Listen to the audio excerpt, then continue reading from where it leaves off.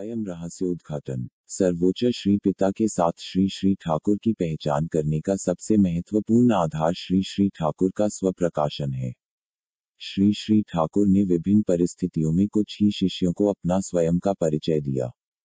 उनके कुछ शुरुआती सहयोगी विभिन्न घटनाओं से जान सकते थे कि भगवान ने अनुकूल कार्य पर ले लिया है और उन्होंने अपने निष्कर्षों को बार बार परखा।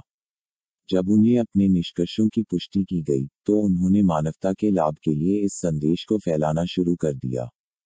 बच्चे के अनुकूल पैदा होने से पहले भी भव्य वंश के कई लक्षण थे।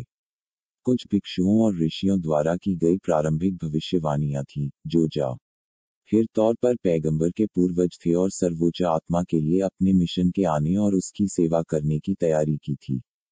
मां मनमोहिनी देवी धन्य थीं और उनके बच्चे के बारे में कुछ समर्पित आत्माओं ने भविष्यवाणी की थी। उनके बचपन के दिनों से कई घटनाओं ने पुष्टि की कि बच्चा अनुकूल एक साधारण बच्चा नहीं था। उनके शब्दों, व्यवहार, काम और अपने सभी प्रेम और सेवा से ऊपर के परिवेश के लिए उन्हें एक ताज पहनाया बच्चा बना दिया। वह कई लोगों के लिए उद्धारक बन गया। उन्होंने ऐसे असाधारण कारनामे किए, जिन्हें एक और सभी ने पसंद किया, सराहा और सराहा। उन्होंने एक पवित्र संदेश फैलाना शुरू कर दिया। उन्होंने बड़े पैमाने पर आध्यात्मिक उत्तेजना का प्रदर्शन किया। उन्होंने कई रोगियों को ठीक किया। उन्होंने अपने व्यक्तित्व की सरासर ताकत से एक आंदोलन बनाया, जिसने सर्वोच्च आदेश की पवित्रता और दिव्यता के अलावा कुछ भी नहीं पाया। ये सब सामान्य रूप से हुआ। श्री श्री ठाकुर ने उसके लिए कोई प्रयास नहीं किया। उन्होंने बचपन के दिनों से दैवीय जीवन जिया। उनके गुरु गुण जन्मजात थे। अपने जीवन काल के दौरान उन्होंने कभी भी किसी भी प्रकार की शक्ति प्राप्त करने के लिए समय नहीं निकाला, जिसे उन्होंने सभी के साथ प्रदर्शित किया। उनके शब्द भविष्यवाणियां बन गए। उनकी निर्धारित विचारधारा ने कई आत्माओं को सांत्वना और मोक्ष दिलाया। बंगाल में श्री चैतन्य देव और श्री रामकृष्ण देव जैसे तात्कालिक अतीत के ज्ञात दिव्य व्यक्तित्वों के साथ लोगों को एक सामान्य समानता मिली। श्री श्री ठाकुर के अवतार की धारणा और धारणा को कई संशयवादियों द्वारा परीक्षण के लिए रखा गया था और उनके संदेह को विश्वास में बदल दिया गया था और उनकी प्रतीति से पुष्टि की गई थी और यहाँ तक कि कठोर अपराधियों को ऋषियों में बदल दिया गया था।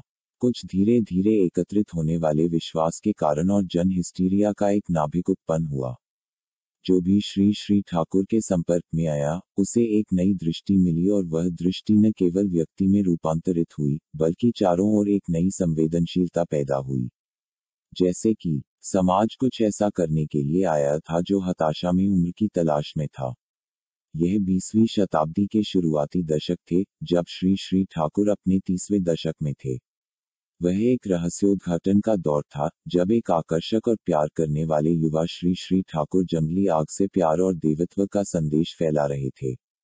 जो कभी उसके स्पर्श में आया, वह शुद्धि और उत्थान के लिए एक यज्ञीय अग्नि को खोज रहा था। फिर विज्ञान और रचनात्मक सामाजिक और राजनीतिक गतिविधियों के आधार पर समेकित विचारधारा का युग आया। यह 20वीं सदी में 30 के दशक में था, जब उच्च क्रम के कुछ बुद्धिजीवियों और सामाजिक कार्यकर्ता ने श्री श्री ठाकुर में अपने परम को पाया और अपने जीवन का सबसे अच्छा उपयोग करने का कोई अवसर नहीं छोड़ा। साहित्य सृजन हुआ। श्री श्री ठाकुर के सामाजिक राजनीतिक संदेश को एक आकार दिया गया। वैज्ञानिक प्रयोग किए गए। समाज की आवश्यकता के लिए प्रासंगिक उद्यमी और आर्थिक गतिविधियों का आयोजन किया गया। श्री श्री ठाकुर के मिशन को एक वैचारिक पैकेज के रूप में रखा गया था, ताकि इसे दूरस्थ स्थानों पर लोगों तक पहुंचाया जा सके। आंदोलन को एक ब्रांड मिला और वह था पबना में सत्संग आश्रम। सत्संग आश्रम तब तंत्रिका केंद्र की तरह काम कर रहा था, जहां मानव जाति के भविष्य की नियति को आकार और प्रदर्शन किया जा रहा था।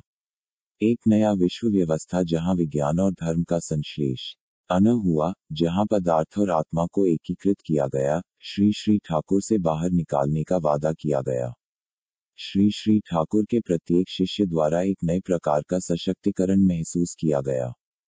श्री श्री ठाकुर ने कच्ची मिट्टी से सुंदर प्रतिमा बनाई और उन्होंने ऑपरेशन के उस तरीके को सार्वभौमिक रूप दिया। ये सभी श्री ठाकुर की प्रमुख भूमिका के रहस्योद्घाटन की एक प्रक्रिया थी जो वे मानवता के लिए निभाने आए थे। मानवता ने ज्ञान, प्राप्ति, मार्गदर्शन, ज्ञान, दिशा और उच्चतम क्या है के प्रकटन को देखा, जो केवल यारियों के समान व्यक्तित्व के साथ एक समानता पाया जा सकता था, जो अतीत के पैगंबर थे। श्री श्री ठाकुर पैगंबर का तीसरा और अंतिम भाग अगले वीडियो में प्रस्तुत करेंगे, जिसे आप देखना नहीं भूलेंगे। जिन गुरु भाई बहनों ने इस वीडियो का प्रथम भाग नहीं सुना हो, उनके लिए प्रथम भाग का यूट्यूब लिंक इस वीडियो के डिस्क्रिप्शन में दे रहा हूं, वहां से आप देख सकते हैं। वंदे पुरुषोत्तमम। जय गुरु। स्वयं